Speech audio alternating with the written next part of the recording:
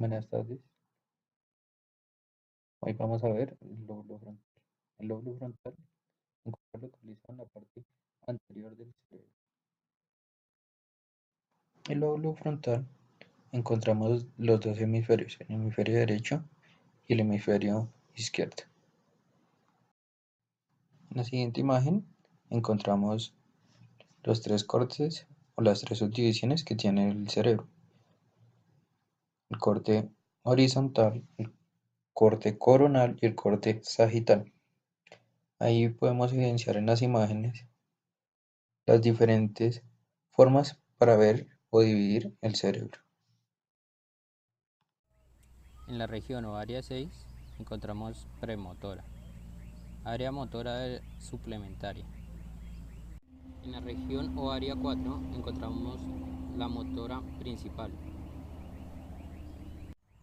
En el área o región 8 encontramos el campus ocular frontal, es el encargado del movimiento de los ojos. En las áreas o regiones 44 y 45 encontramos el área de la bronca, encargada del lenguaje, de la corteza prefrontal, sistema límbico y área de asociación. Área motora primaria. Dentro de la corteza motora primaria, la localización somatotónica de los movimientos contralaterales está representada de forma arriba-abajo con la extremidad inferior en el lóbulo paracentral, la superior en la parte dorsal de la circunvolución precentral y la cara más ventral. El tamaño del área que representa diversos movimientos es directamente proporcional al grado de habilidad o finura asociado con dicho movimiento, homúnculo motor. Las lesiones de esta área provocan una parálisis en la parte corporal contralateral al área específica lesionada. Las proyecciones del córtex motor se proyectan a las motoneuronas inferiores, neuronas motoras de la médula espinal, para controlar el movimiento de las extremidades superiores e inferiores, manos, pies y dedos, así como a los núcleos motores de los pares craneales para el control de los movimientos de la cara. También proyecta a otras estructuras motoras tales como los ganglios basales y el núcleo rojo. En el córtex premotor se encuentran diferentes regiones específicas, y todas ellas influyen directamente en los movimientos a través de las proyecciones cortico e córtex prefrontal inferior o ventral. También se le conoce como córtex orbital e incluye a las circunvoluciones orbitarias, áreas 11, 12, 13, 14 y 47 de Brodmann. Además tienen conexiones con el córtex somatosensorial, área 43, corteza gustativa, situada en la ínsula, y regiones olfativas de la corteza piriforme. Sus principales aferencias las recibe del lóbulo temporal, incluyendo las regiones auditivas de la circunvolución temporal superior. El córtex prefrontal inferior proyecta subcorticalmente a la amígdala y el hipotálamo, lo que permite que tenga un efecto sobre el sistema nervioso vegetativo, tales como cambios en la presión sanguínea, respiración y otros, cambios estos que son importantes en las respuestas emocionales. Interviene en el control de la impulsividad y la conducta instintiva.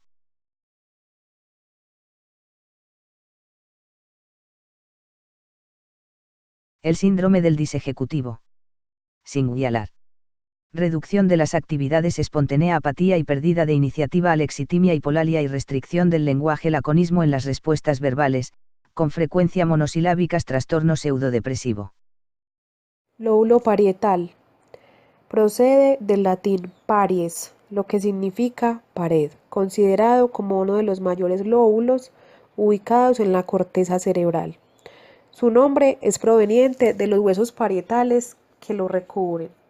La ubicación del lóbulo parietal está en la zona cercana al centro del cerebro, por la parte trasera del lóbulo frontal, por la parte delantera del lóbulo occipital y por la parte de arriba del lóbulo temporal.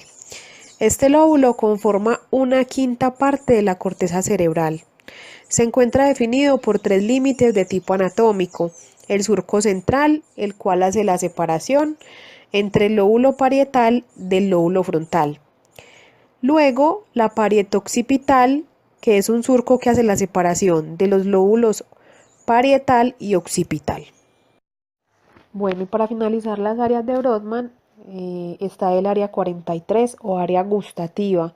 Se encuentra situada en el extremo inferior o pie de giro poscentral y recibe fibras procedentes del núcleo BPM, ventral posteromedial, del tálamo. En esta área termina la vía gustativa y, como su nombre lo indica, funciona para la discriminación de las diferentes sensaciones gustativas.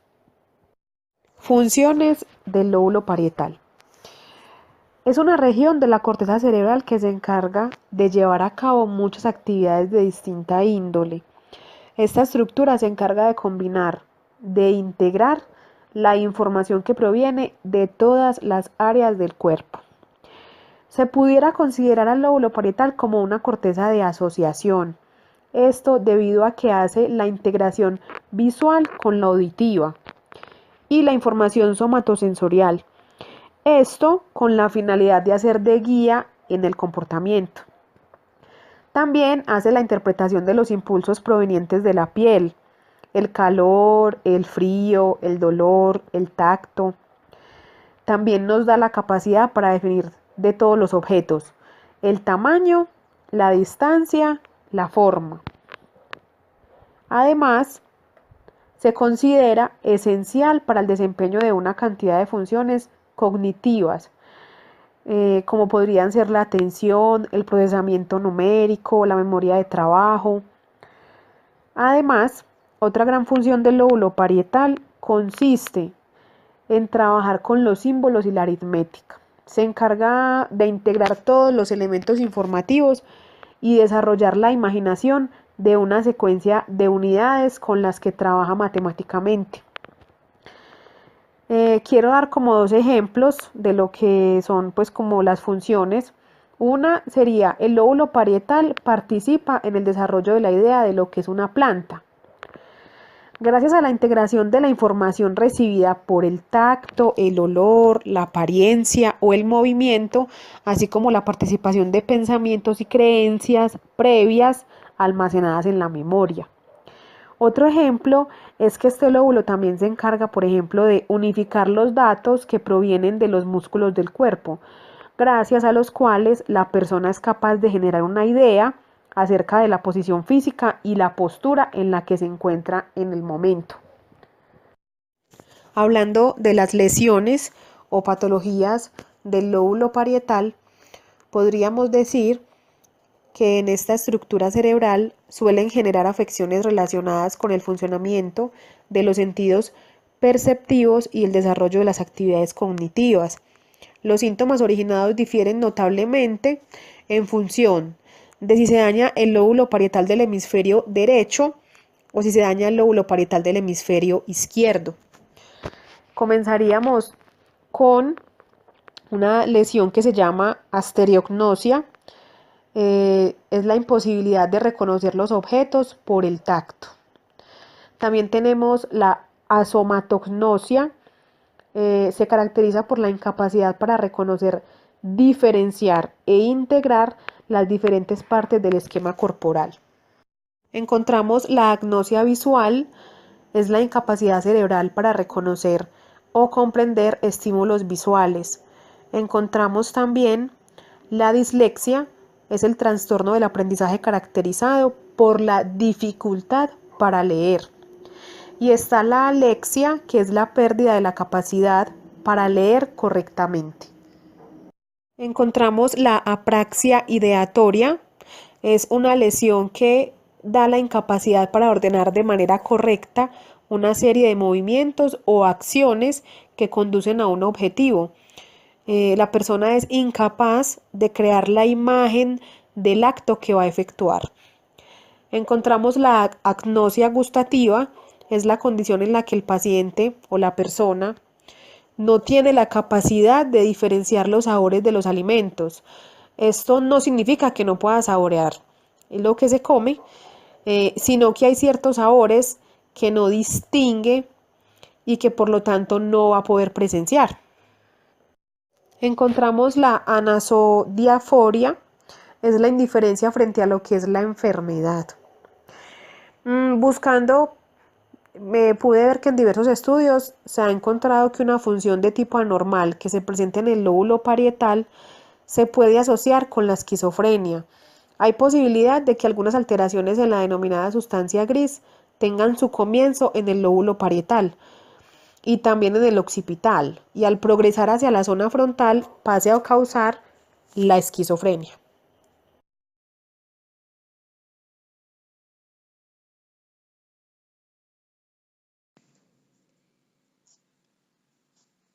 Lóbulo temporal.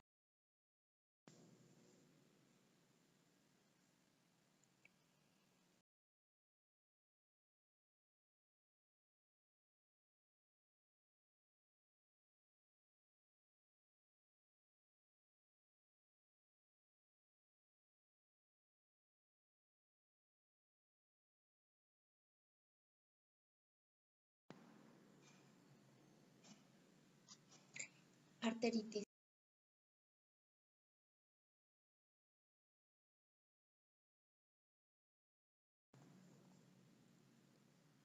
Divisiones y subdivisiones.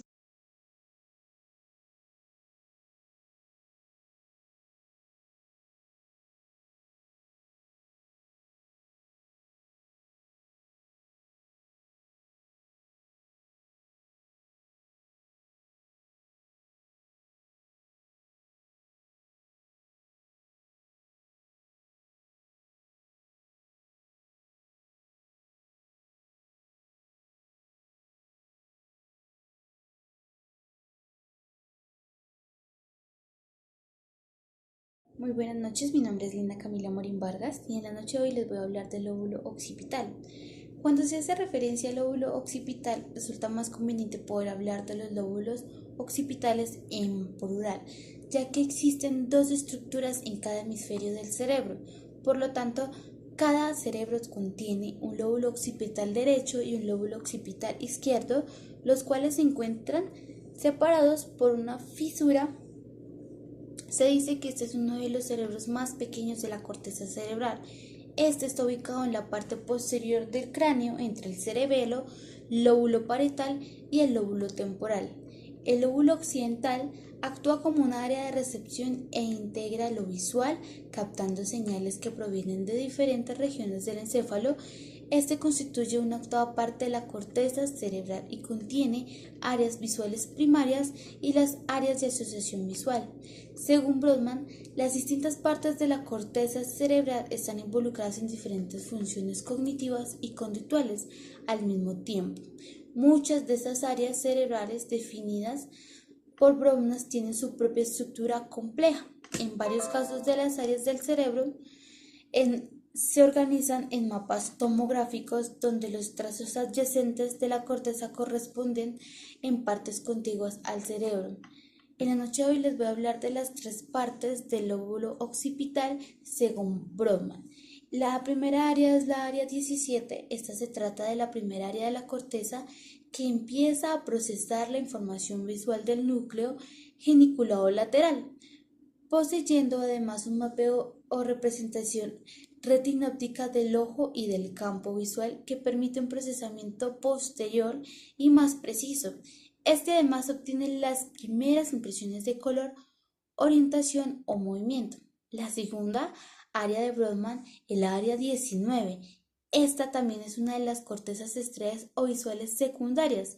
Estas permiten el reconocimiento visual de los estímulos al vincularse con la memoria. Es decir, tenemos este marranito, donde lo vemos nosotros aquí. Y yo ya sé que este es de color rojo y este es de color negro debido a la memoria visual que yo ya tengo. El área 18 de Brodmann, esta es una de las cortezas estriadas que forman parte de la corteza visual secundaria y esto permite la visión en 3 dimensiones y la detección de la intensidad lumínica. La información pasa por la corriente dorsal llegando al lóbulo parietal en donde nos ayuda con la información visiomotriz. Esta es una de la información visual que se dirige todas mis conductas. También pasa esta información por la corriente medial que pasa por el temporal a la circunvalación temporal y la corriente ventral que es aquella responsable del reconocimiento de los objetos. Alteraciones en el lóbulo occipital. Como está en una de las regiones del encéfalo, la que menos sufre daño, ya que tiene una excelente ubicación que es en la parte posterior, pues está bastante protegida. Sin embargo, Una de sus patologías es la agnosia. Esta es una incapacidad para no reconocer estímulos, no identifica objetos mediante un sentido o varios anteriormente aprendidos, en ocasiones por una lesión en el cerebro en las áreas receptoras secundarias situadas en el tálamo. Para esta no existe cura, sin embargo, la rehabilitación cognitiva puede mejorar los síntomas. Su diagnóstico: en la cama se le pide al paciente que identifique los objetos con la vista, tacto u otro sentido. Si se identifica una inatención unilateral, se le pide al paciente que nombre o identifique las partes paralizadas de su cuerpo. Y bueno, entonces eso es lo que yo tengo que compartir con ustedes en la noche de hoy del lóbulo occipital. Espero que les haya gustado.